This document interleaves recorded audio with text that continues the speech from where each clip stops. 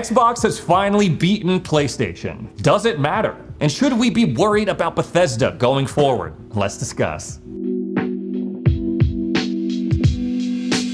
What's up, guys, and welcome back to the weekend edition of Xbox Ready, where I team up with Mr. Jimmy Champagne as the guy who runs PlayStation Ready, me as the guy who runs Xbox Ready, to have a gentleman's discussion about everything going on in the world of Xbox. And there's some pretty juicy stuff going into the Thanksgiving Black Friday craziness in the news cycle. First of all, I've been seeing this article float around. I've been seeing, well, a lot of write-ups and articles going around with titles like Xbox is finally beating PlayStation, or Xbox is putting Sony in third place, finally, blah, blah, blah, blah, blah, which is always very interesting because it's kind of the opposite of what I'm used to seeing in the news cycle of like PlayStation continues to dominate and crap all over Xbox. Xbox can't keep up and blah, blah, blah. So I was like, I'm kind of curious. And what it kind of boils down to is that Xbox, or Microsoft, with the combined revenues of Xbox and Activision Blizzard, now that they completed the acquisition, have placed them in a higher they've leapfrogged Sony in terms of their total gaming revenue comparatively to PlayStation. And it is, looking at some of the like bullet point stats, it's kind of interesting. So before the acquisition, Microsoft was in fourth place for total gaming revenue. They had about like $6 billion through this January through June, and Sony was in second place with $8 billion. But now that Microsoft owns Activision Blizzard and they made $4.4 billion through the first 6 months of 2023, that means Microsoft has made well over $10 billion in terms of gaming revenue, and now it puts them right above Sony, but just behind Tencent Games. Yeah, good summary. I did a video on this yesterday, but I have 2 sponsored videos that are gonna go up before then. So it'll come eventually. But yeah, I talked about this too, and I saw that there was like an update on the reporting that they might have double counted some things or whatever, but still it shakes out that way. Yeah. I don't know. I'd rather just get excited about good games, but like I get it. It's exciting. It's fun. But like, what does it actually mean? Like, seeing it now, it kind of almost makes what Sony has done more with the PlayStation brand pretty impressive. Like, they didn't have like big crazy acquisitions like Bethesda and Activision Blizzard, and they were still riding in that second place behind Tencent Games, just off what they've been doing since launching the PlayStation 1. And Tencent's got a lot of mobile and like free-to-play multiplayer stuff that's just churning money. I saw Spider-Man's numbers are out now with the digital numbers included, and like it's like the 4th biggest selling game of the year, but that's beating out stuff that's been out for the entire year. So I think it's higher than Diablo 4. It's like on the tail of Call of Duty and Hogwarts Legacy. It's like right up at the top. I think Mario Wonder even sold less than Spider-Man because Nintendo said how many physical copies were sold of Mario Wonder, but unlike PlayStation and Xbox, Nintendo doesn't get a lot of their sales from digital. They get the vast majority of their sales from physical. So Sony's doing a good job right now, right before they fall off a cliff with game releases. Like I also talked about how Wolverine's not coming out till 2025 now, and it's like, that sucks because it doesn't seem to matter though. Like just with this Xbox stuff, like it doesn't matter that the Series X and S combined are selling worse than the Xbox One because people are buying Activision games, right? Like Call of Duty is still amazing, and it doesn't matter that the reviews are bad. People are still buying it, and the pros all love it. Which is crazy. They love, like, Zombies I saw is like doing incredible for the first time because it's just reskin DMZ. Like, I don't know. Stuff's all wild. No one seems to care about release schedules or anything like that. They're just like, I want to buy the PlayStation box and I want to buy Game Pass and Call of Duty on Xbox. Yeah, it kind of puts into question, like, what are the console wars anymore, right? Because Xbox at this moment is beating PlayStation in terms of total gaming revenue. A couple of months ago, we got some quotes from Xbox leadership and Phil Spencer saying that, we lost the console wars, we lost the Xbox One versus PS4 generation, that was a costly one to lose. Even though Xbox is technically out-earning PlayStation in terms of revenue, they're still selling like a ton of PlayStation 5s. They're still selling, like, there's a lot of interest in that brand still. So it's like, what does it mean to quote unquote beat another gaming platform in 2023? And does it even really matter? And like you said, like, it probably doesn't matter as long as we still get to play good games. That is the end goal. Like, no matter who is selling what, who is making what times of money, like, are the games fun? Are they, you know, continuing to grow and be pushed and show some flashes of innovation? Or, like, are they not? And that's really what matters to people like you and me and for anyone watching. Yeah, dude, I just played all weekend Alan Wake 2. Came in right at the end of the year. It's so good. I like Resident Evil 4 is definitely my favorite game I played this year, right? Like 100%. Lies of P is up there as well, but I feel like Alan Wake 2 edges like Resident Evil out for me because it's new. It's doing its own like new things, which is awesome.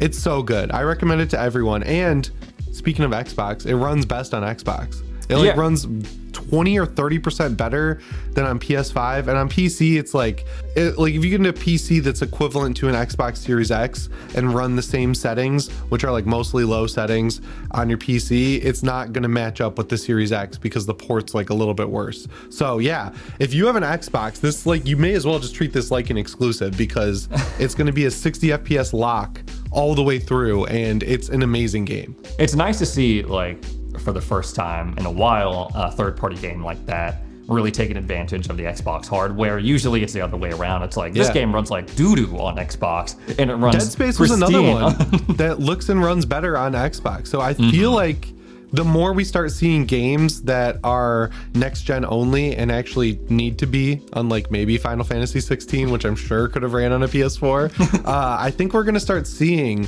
a lot more games running better on the Xbox because they have more performance headroom, and the Xbox allows them to take advantage of like technology that the PS5 just doesn't have. So that's why with games like Dead Space and Alan Wake, where you've got super rich detailed worlds that are more detailed than anything we've seen before, miraculously those are the ones doing better on Xbox because of that headroom Microsoft gave that console.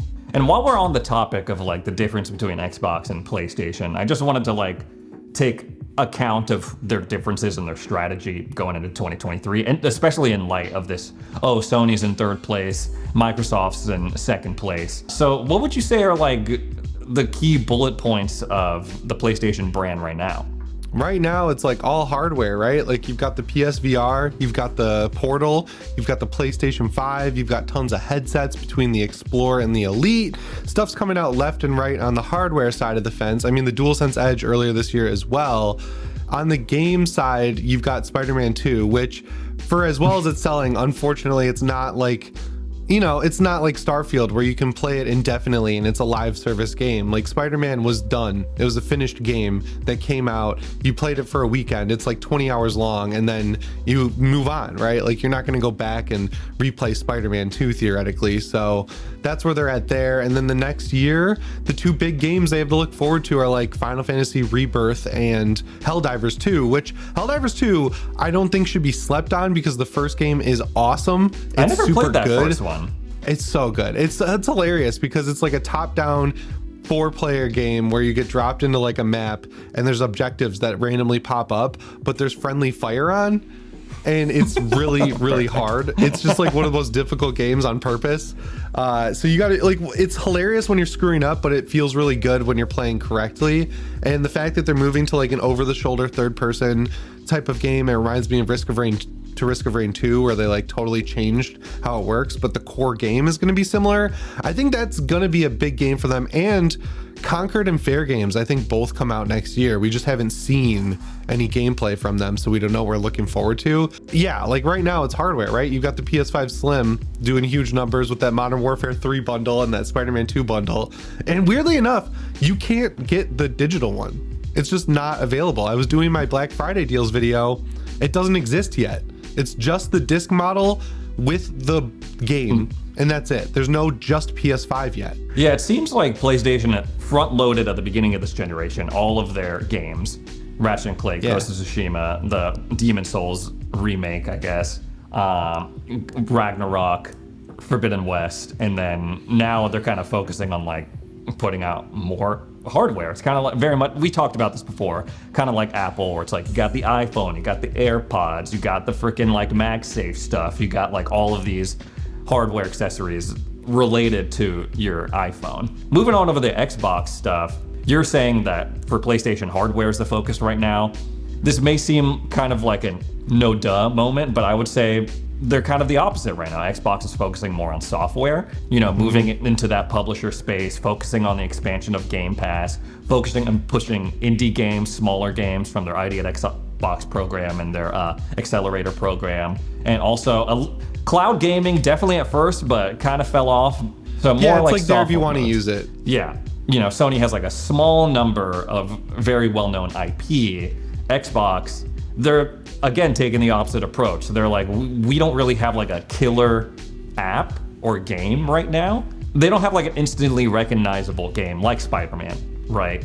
But they have like a wide net and wide variety of games that are already out and games that are coming. I would say like it used to be like, you think of Xbox, it's like, oh, Halo, Gears. And now, but we haven't seen like, a new Gears in a while, and Halo Infinite is back, and we'll talk about that later. But I feel like Xbox now, it's not like, you think of Xbox, you think of Master Chief. It's, like one of their best games that came out this past year was Hi-Fi Rush. And would you necessarily like think Xbox and be like, oh, rhythm fighting action game that's like comic book inspired? I don't think so. So there's definitely a shift there in trying to cast a wide net and try to like appeal to as many audiences as possible. And we'll see how that works out into this generation. Because like you can make the argument of like Sony specializes in that one type of game, and each time it's like, consistent good quality. And with Xbox, I feel like we're already starting to see the problem of like sometimes they're good, like they try these new things and they work out, like especially from the smaller studios like Grounded from Obsidian. I think that was kind of a surprise hit this generation. And sometimes they don't work out, like Redfall. So I feel like there's merits to both approaches, which that may not please our console warring audience, but that's not what me and Jimmy do. So I'm very, very sorry. And speaking of like the problems of both platforms in 2023, I'm just gonna go ahead with like the Xbox stuff. I'm gonna double down on first party consistency is a problem for Xbox for sure. First party consistency. Sometimes it's crazy how fast Forza came and went. Like, that game got good reviews, but I think what you said is what ultimately hurt it is just lack of content. How many times have we seen that? Like when they launched Halo Infinite, I really enjoyed it, but people were like, well, in ranked, there's only 4 maps, and I'm kind of getting tired of playing that. In big team battle, there's only like 2 maps, so what do I do? So at first, reviewed pretty well, and people were very interested in it, kind of fell off, and now that Season 5's back on, I'm like, I'm having a blast with Halo Infinite. It just like scratches a certain itch that I can't get anywhere else. Like I'm really getting into it, yelling, laughing, screaming, and like all the highs and lows. Yeah, they got to fix that cadence going forward. I get why they've been doing it, just because they need to pad out the release schedule, right? Like that's the biggest issue. But I mean, Halo is a little bit different, I think, just because it seemed like a leadership problem overall, and they made a big correction, right? And I've seen that they're already working on a new campaign, so they're working on a new internal project at 343. So maybe new campaign, maybe I don't know. We'll see. Maybe a Master Chief racing game. Who knows? And you know what else they got to clean up going forward when it comes to improving that first party consistency, improving that momentum from launch and like maintaining it, is that they got to do something like you have been saying since the inception of this channel. They got to do something about their PC versions of their first party games, man. Yeah. You look at the reviews for Forza Motorsport on Steam, mostly negative. I'm looking at it right now because everyone's just like, dude, like the performance is trash. It's just not what you expect when you release like a first party game like that. It's been a while since the last Motorsport, years, and then you go on Steam and you see it's like being downvoted to hell.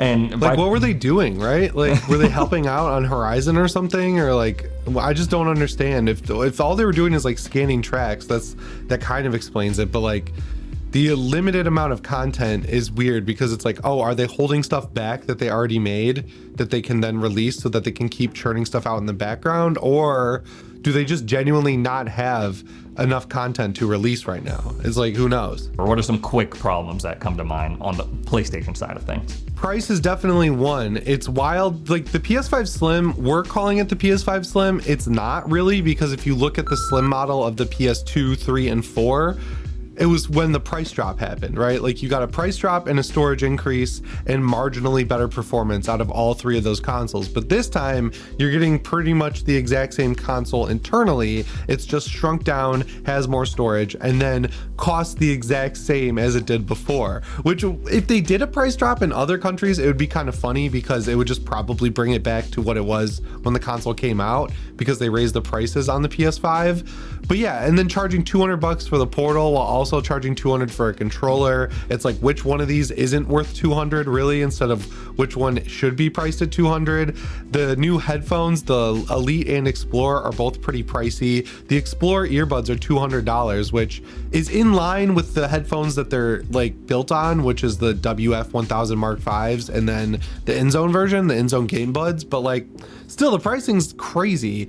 And all of this is kind of like there to offset the fact that while yes, games did go up in price to $70, that's still not a big enough price increase for it to actually matter.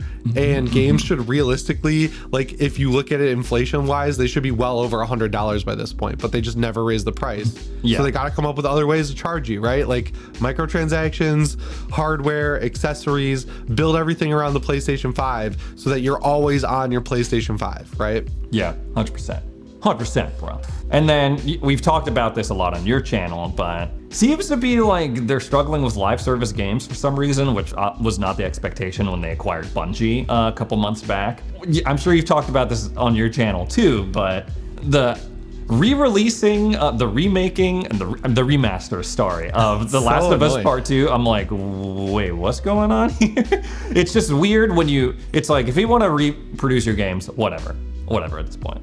You know, no one's forcing you to buy the game, whatever. But the fact that Naughty Dog was working on Factions, that's on ice. And now they come out and they're like, we're doing a remaster of The Last of Us Part 2. It's just like, wait a minute. It used to be that their studios were putting out new and exciting stuff. And now it's getting to the point where it's like they're banking on sequels and remasters a little bit more than I would have expected them to at this point in the generation. When it comes to the live servicing, the Bungie thing is crazy because not only did it turn out that Bungie might have gone out of business if Sony didn't buy them, like they were on dire straits. Destiny is like tanking right now because of that delay of the final shape. But every focus test we've heard out of these secretive live service games that are coming out next year is good, so that's good. I don't know. Yeah. I'm like, I want to see the game itself before I pass judgment on it. Let's move on to some like more exciting news. We touched on this last week, but these updates and these things that they were working on were still in the beta or preview build. But now there is an official Starfield update that includes DLSS. And before I get started on this, Jimmy, do you mind giving like the bullet point version that you gave me like a year and a half ago on what DLSS and things like FSR2 are for people who don't play on PC? All right, they both run the game at a lower resolution than your monitor. So you say like, my monitor is 4K, but they run the game at like 720p and then upscale it. FSR is a straight upscaler, so it's more similar to what you have on console, where like there's not a lot being done to smooth things out. It does what it can, whereas DLSS uses your graphics card and like AI and everything to really actually make it smooth, to the point where sometimes when you use DLSS, the game will look better than not using it, which is why everyone wanted it. Additionally, DLSS now has frame generation where it can make AI built frames to insert when you drop frames, so you can run a game at like 2 times the FPS and it'll be much smoother. But like it's like only for 40 series cards, but you want it in Starfield because Starfield doesn't run well. But Dre's gonna talk about it. They fixed a lot of the game, so you didn't really need it. And remember, there was a lot of drama when Starfield launched because they supported FSR2 because they had a partnership with AMD, but not DLSS. So if you had an NVIDIA card, you were just kind of out of luck. People like me, I don't have a 40 series, but I was like, And there was a lot of people saying it ran worse on NVIDIA cards for some reason, and it was weird all around. But now they have official DLSS support. Of course, modders day one implemented it themselves, but now it's officially in the game as of yesterday, Wednesday. We're filming this on a Thursday. So now they even compared like DLSS versus FSR2. They were like, Apparently there's still some ghosting on some random things happening on FSR2, like when you change your weapons, you'll still see the outline, not on DLSS. So it seems that DLSS is the superior way to enjoy this game and fix a lot of this stuff. But the most exciting thing about this is that they are able to utilize CPU cores more, and which leads them to a performance boost in a lot of even densely populated areas in the game. And that is like the most exciting part about this. Yeah, that's the frustrating thing too, though, because it's like, I just wish it would have launched so much better if they had this figured out. And it's annoying when, what I just talked about earlier in the video, every game does this now, where it's the same thing as stuttering, where it's like every game for a while had major stuttering due to shader caching, and every dev just ignored that, and then suddenly they all started putting a shader cache at the beginning of their game, and then everything miraculously got fixed. So now hopefully we start seeing more games that have better CPU optimization out of the gate. But yeah, it's so much better now. It's like night and day. Yes, and it's crazy. I know a lot of this, what we're talking about, may seem like, oh, it's only for PC players, I own an Xbox, I only do console gaming, who cares? But here's why you should care, because what Digital Foundry was saying in their video is that they are able to get this performance boost even on some lower end or mid-range rigs. It's not just for the top end stuff, which leads them to believe that those lessons could be carried over to console and eventually lead to a performance mode on at least the Xbox Series X for Starfield. Yeah, I totally believe it could happen now, seeing how the game runs. Like, you're still going to get dips down into the high 50s or whatever just because of the CPU limitations, but the fact that it's utilizing GPUs better, that's good. This game is just like, obviously, like, it's not as bad as Cyberpunk, but like it came out with like the bare bones there, and they just need to build more over time, which they've said is the goal. So I'm not worried about that. I'm just like, I want to wait longer now until the DLCs are out, and you know, maybe some more patches that add features and everything. Yeah, conventional wisdom is like, if you're really excited for a game, wait like a couple of months before, like, and then buy it. And this unfortunately seems to have fallen into that same trap. Like, we were seeing like some questionable stuff leading up to launch, like, oh, no performance mode on consoles, but we were willing to kind of like have flexibility on that because of the size of the world and like the object permanence in this game and the tracking and things like that. But you know, it's just another thing where it's like, you know, they really wanted to release the game, they didn't want to delay it, but it seems like they could have like let it cook a little bit more and have all of this stuff that we're talking about in the game at launch. And people care way less about performance issues than bugs, and they fixed a lot of the bugs before launch. So I think that was the smart gamble to make. That was a smart gamble to make, and the work is not done. So they just released this update, but they're still working on Starfield, and for the foreseeable future. We got a report from PC Games saying that Starfield is being worked on by 250 Bethesda devs. This is coming from Todd Howard interview, where he's talking about like, he's just kind of spitballing here. He's like, we got 450 people here. I'd say about like half of them working on Starfield, got 250 people working on Starfield, and then we have some people working on Fallout 76. And reportedly the focus for this team still working on Starfield is DLC and updates for the game going into the future. I feel like they're in a good spot, or are they? Because, Jim, I was looking at something and I got a little bit worried about the future of Starfield, Bethesda, and a little bit of Xbox. Because I saw on Steam that Starfield's reviews are down to mixed, and I was like, oh shoot. And then I looked on the Microsoft store, and it's like a 3 out of 5 out of like 5,000 reviews. And it just seems like the more user reviews are pouring in, the more that the rating is going down. And when it comes to like critical reviews and stuff in the Game Awards, I'm kind of like, you know what, whatever, I'm gonna play a game for my own opinion about it. Who cares about the reviews? But I feel like, especially with Steam reviews, it's a good way to find like the general kind of consensus about a game within the video game community, like actual gamers. And we talked about this before, but on Steam, you can see how long someone plays the game. And I'm seeing some of these reviews for Starfield, people playing like 100 hours, 200 hours, and then still doing a thumbs down on it, not recommending it because of XYZ and blah, blah, blah. So if you played that long and then that takes you that long to decide you don't like it, look inward. Like, that's crazy. But on the other end, it's like these people really wanted to like the game. Yeah. That's why they played it for hundreds of there hours. too. But they're like... One thing that I loved in Skyrim and Fallout was that you could like just walk in any direction and find something cool. 90% of the time it was cool. I mean, in bottom out at like fun, right? You do a dungeon that you've already kind of done before.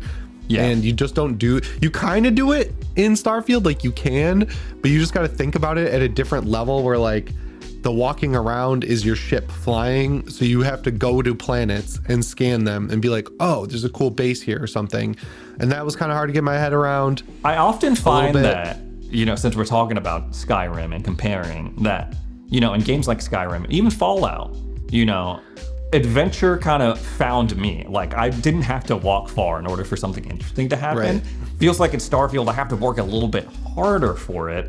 And I do think there is kind of a disconnect of like go anywhere and like you're the space adventurer, but you can't like get into your ship and fly into the atmosphere and like have that kind of seamless nature to it. And I also feel like the story is kind of weak sauce. I beat that the other day. I'm like, the main story at least, I'm like, this is kind of like whatever. I don't really find the NPCs as interesting as I maybe hoped that they would. I'm not like being pulled back into it. I'm not like obsessively thinking Starfield all the time, which is not what I expected. I feel like this was supposed to be the game that, like Skyrim, people play for the next like 10, 12 years. It was supposed to be the game that was selling Xbox consoles. It was supposed to be Xbox's answer to games like Spider-Man and, big tentpole titles like this. And it just seems like another kind of asterisk. Like, it launched well, people enjoyed it, but like now interest is kind of like and I don't know like what that means for Xbox going forward, because if this is not the game that is like the killer must-have game for Xbox, what is? Because in 2024 we got a slate of pretty good games that I'm interested in, but not like a star player that's like Spider-Man level, Yeah, but as far as Bethesda goes, I don't know. I've seen a bigger recovery in Fallout 76. I played that when it was like most vastly negative or whatever, and now it's either at mixed or mostly positive. Yeah, it's still going. Because I was willing to give Bethesda a pass for Fallout 76 because like they never done like an they didn't even make MMO. It. Like it's ZeniMax Online, so it's like whatever. But Starfield is supposed to be like a surefire thing from them. Like, these are the dudes who made Skyrim. It's going to be like Skyrim in space. Does it bring into question like what Elder Scrolls 6 is going to be like? Are people going to be going in on that game? Are they going to be excited after Starfield being so like uneven? I don't know. They said that one's going to be more like Oblivion, which makes me happy because I played enough of Oblivion where I know the gist of that one, and it is different from Skyrim. Like, Oblivion is a more just like nice world that's fun to explore, and like Skyrim is like, there might be a troll in this cave that'll punch you to the stratosphere. Who knows? Like, that was the fun in Skyrim. Like, I think in a year it'll be a completely different game, just like 76 was, and we'll be like, man, it would have been nice if they just waited another year, but then by I that point we why would have moved couldn't. Yeah. And this time, I think the game came out and was good. It's just not amazing. And this year, just like insane competition. To be clear, I do not think Starfield is a bad game. Let that be known. I do not think it's a bad game. But yeah, amongst all of the other really good games that came out this year, it wasn't like, oh my God, I'm crapping my pants over how good this game is, which it's what I was expecting. It's a good game, but not, oh my God, I'm crapping myself. Does that make sense, viewers? Anyways, guys, that's all the stuff me and Jimmy have to talk about today. So hopefully your Thanksgiving weekend was good for all of my United States audience out there. And if you don't celebrate Thanksgiving, I still hope your weekend was good and that you got some sick Black Friday deals and sick Cyber Monday deals. And we'll see you in the next. Cut.